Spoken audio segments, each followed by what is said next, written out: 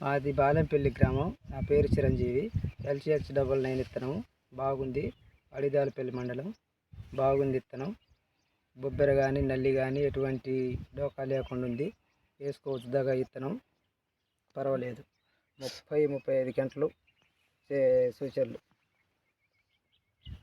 కాయ సైజు కానీ ఎట్లా ఉంది? కాయ సైజు కానీ అది కానీ బాగా చేతికి అందేటట్టుగా కోత కుళ్ళు కూడా బాగా లావుగా ఉన్నాయి కాయలు.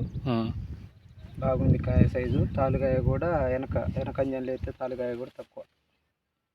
పెరగటం కానీ చెట్టు హైట్ 5 అడుగులు.